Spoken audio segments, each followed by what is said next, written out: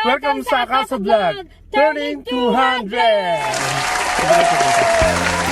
Hindi ko at MacArthur. Hindi ko alam kung bakit kayo pupunta sa outlet. Templeton. Bakit nga ba? Mapapalit pa naman. Oo, wala eh. Ano siya eh, bilang pumasya sa bahay, galing kami sa TNT. Tapos bilang yun, small pot. Punta daw kami sa Templeton. Kasi di ba alam yun? Sa outlet. Oh, sige. Ako na natin kayo. Sige, seatbelt muna para hindi, search ko siya sa Google. Kung di alam ni Google, ask natin sa Yahoo.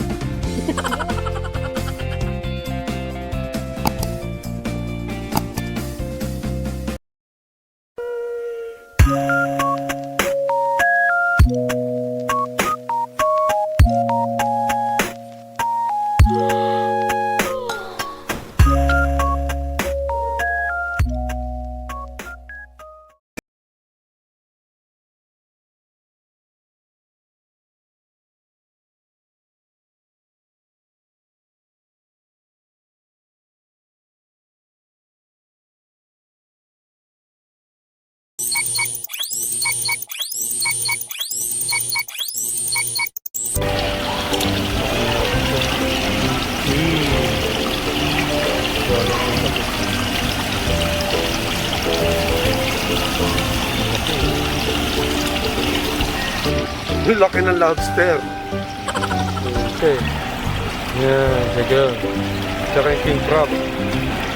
Paano masabi? Live talaga siya. Kahit king crab, ang laki. Pero hindi yan ang king crab, ito ang king. Ayun ang king crab. Laki. Ito, mga lobster. Hindi ko alam kung saan nila kinukuha yung ano. Yung mga to, yung mga fresh. Pero fresh talaga siya. Pinakain din si Finding Nemo, eh, no? Si Nemo, pinakain. Ano klase na ano to? Live geoduck clam?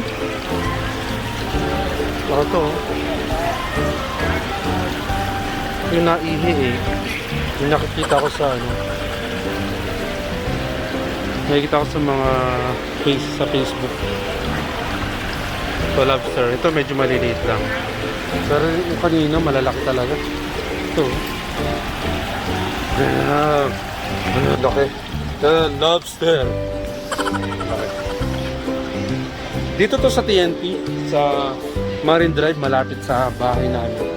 Nilakad lang namin ngayon. Talaga lang ha? Gusto kasi ni Mrs. maglakad-lakad. Ito ano to? Pampano? Ito pampano. Mahal nito sa atin sa Pilipinas. Pampano.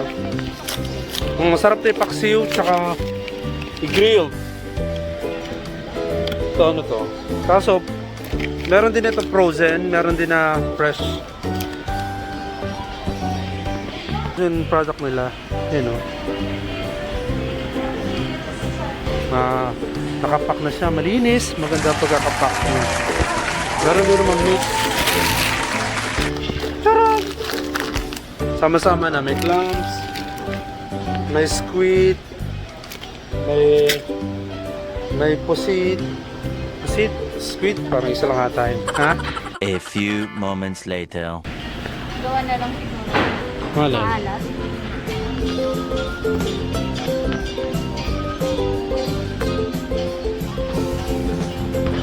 Dito sa TNT, marami ka rin makikita mga product ng mga Philippine product. Tara punta, ay mahal, bili kaya tayo ng tosino. Oh, dito ako bumili nun eh. Tara, hanap tayo ng tosino. Meron tosino dito eh. Dito banda yun eh, naalala ko eh. Meron tosino, may longganisa, may hotdog, may ano pa ba? Marami mga product din ng mga chichirya, mga snacks ng pang Pilipino. Ito, papakita ko sa inyo. May snack ng Pilipino to, di ba? Vika. Taran! Ano pa? Kirei. Naku, Martis. Yan, makikita nyo dito lahat yan sa TNT. May Pringles. Yup, yan. Ito. Ito, tosino. Pakita namin. Tosino. Alam ko masarap to kasi na-try na natin na nakaraan. Talaga lang ha. Luto kami nakaraan, sarap. Yun lang. Pag di umabot yung budget, babalik namin ito isa-isa. Ganun talaga. Kasi, alam nyo, na isa namimili kami isang boltuhan na kasi para makatipid kami sa lakarin. Pagpaisa-isa kasi, ang hirap din, di ba? Lalo ngayon, naglakad lang kami. Kaya, mas maganda, bumili ng isang boltuhan. So, pipila na kami dito. So, ganun pa rin guys. Kailangan, nakasunod ka sa rules nila. Nakamas ka. Tapos, 6 feet apart o 2 meters. Ganun pa rin. Namimili ngayon guys, oh. Pagsulit. Yung mga pambata rin. Para sa akin, sapat ito para, alam mo, kung dito ka nakatira, hindi ka na maghahanap ng masyadong maraming kailangan mo. Yung mga kailangan mo sa bahay, mga ingredients, mga konting mga snacks, mabibili nyo na dito. Kaya kung nakatira ka dito, malapit sa TNT or saan man lugar dito sa Vancouver, okay siya. Sabihin, convenient. Makakain nyo yung mabibili nyo, may mga pang Pilipino na mga product, kaya hindi kayo may harapan dyan. Ayos. Sabi na. Okay. Tao na. Sige, yun muna yung mga tapos yung dry sa gilid. Isa. Oops! Trivia! Isa ito sa mga product ng Pinoy dito sa Vancouver na makikita sa maraming store. Ate, baka naman. Cash ang pambayad namin. Kasi yun ang... Okay, kunin ko lang yung cash.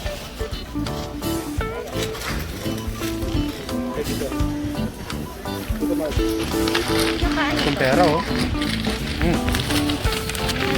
1, 2, 3, 4, 5, 6, 7, 8, 9, 10.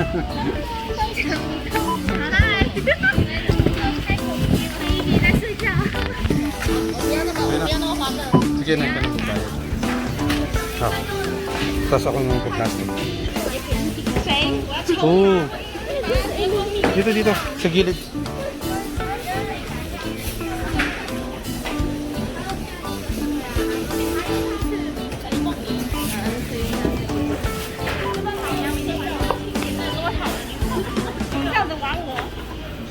Ay, para.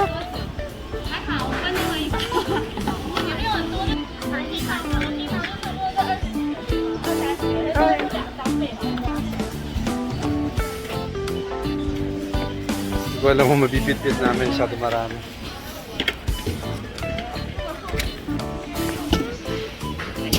Oh.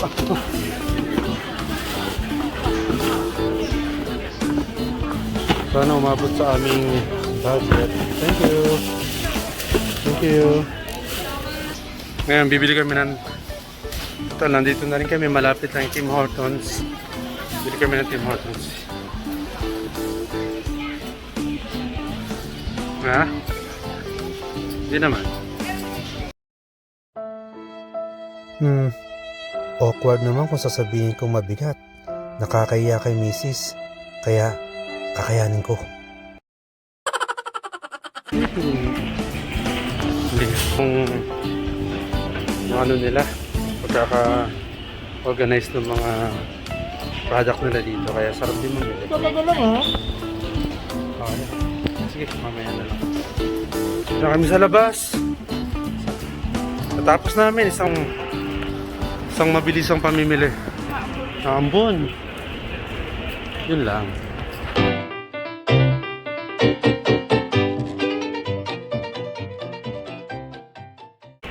Starbucks coffee. Doon tayo sa Tim Hortons. Kasi masarap din yung Tim Hortons. Actually, yung second choice ko aside sa Nescafe. Talaga lang ha. Balimbing.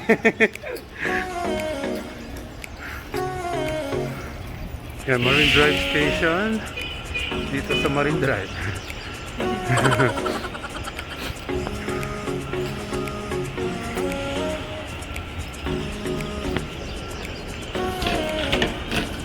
Bababa kami sa escalator. Elevator pala. Kala ko sa escalator. Kasi naka-stroller pala kami. Tsaka ano.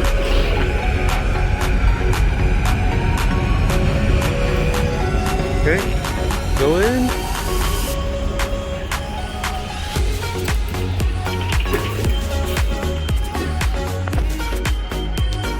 Yun.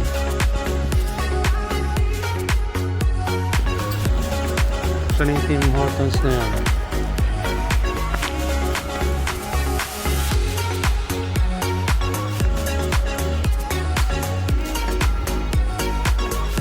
Ayan na. Tim Hortons. Ito na natin Tim Hortons. Na tayo.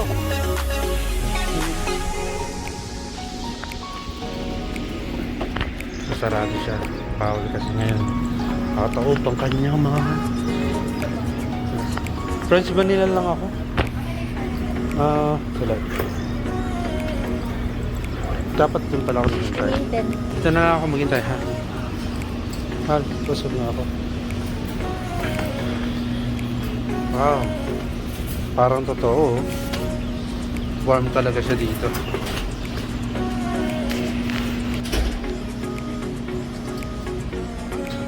Warm na warm.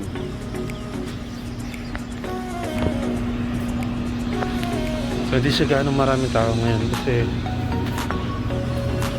talagang ewan, business ngayon medyo hindi talaga gano'n ka daming tao pumapasok sa mga restaurant, sa mga coffee shop kasi nga alam na natin yan. New normal. Iba tinatamad na lumabas, sa bahay na lang. Actually, linggo ngayon, dapat marami talagang nasa labas pero ito, nasa loob na lang ng bahay. Titimpla na lang doon ng kape. Doon na sila nagluluto. At nanonood ng mga movie. Iba ewan ko, yung iba. Yung iba siguro yung mga sobrang busy na lumalabas para mag-overtime.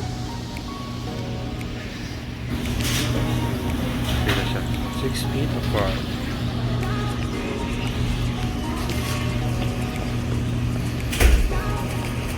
Turn na ni Mrs.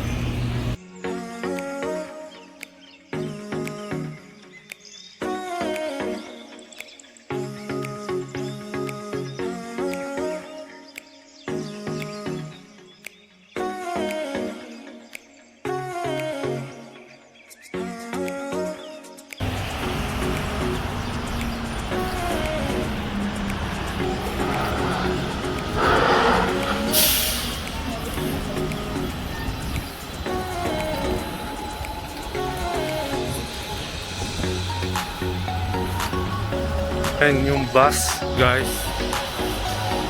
yung mga ano sila, iba-ibang mga service kasi iba't ibang area.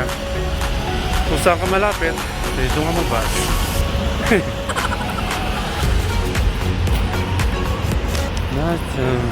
So, pipindutin ni Mrs. yan, sabihin, ito yung control, yung pedestrian control para makatawid tayo sa kabila. Kasi bago ka dito tawid lang ng tawid, baka mahuli ka ng barangay. Pag tumawid ka dito nang hindi mo pinipindot yung pedestrian control, baka huliin ka ng barangay o kayong tanod dyan sa kanto. Huliin ka ng tanod. Pindutin ko muna pala. Ganito lang, oh. So, maghihintay na tayo ngayon. Pag nagputi yun, oh, makikita nyo doon sa dulo. Pag nagputi. Pag nagputi ang stop na yan, sabihin, pwede na tayo maglakad. Medyo maulan. Naka-green pa siya.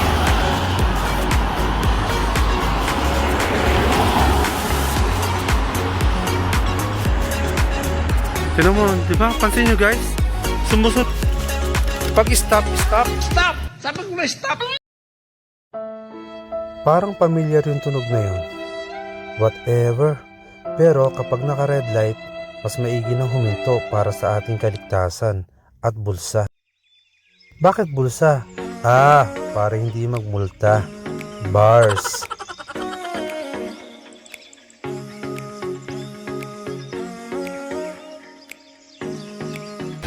So guys, dito walang pulis, di ba? Pero tinaman naman, masasakyan. Pag stop. Kasi, yung ibang mga ano dito, yung ibang mga crossing, may mga camera.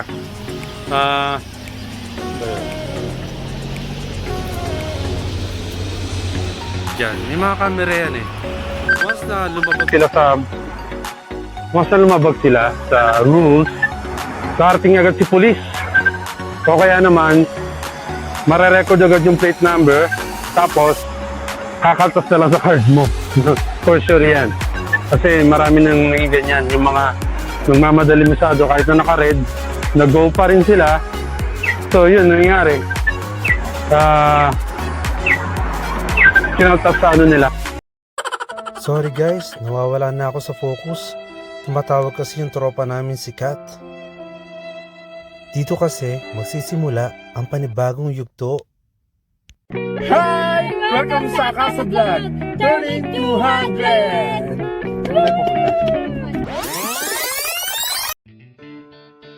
Dito, bibigyan ko kayo ng highlight. Dadaan kami sa Templeton sa Richmond. After, sa Canada Place sa downtown. Siyempre, dito pa rin sa Vancouver, Canada.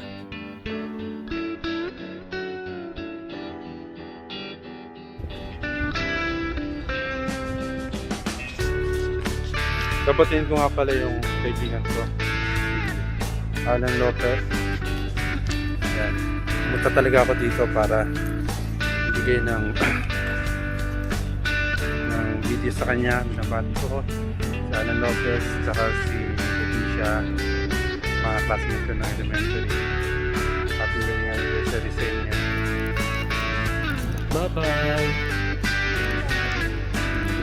Dito, puputulin ko muna ang aking vlog. Lilipad na kasi kami. Kita-kit sa part 2 mga idol. At syempre, dito pa rin sa panibagong episode ng A Casa Vlog.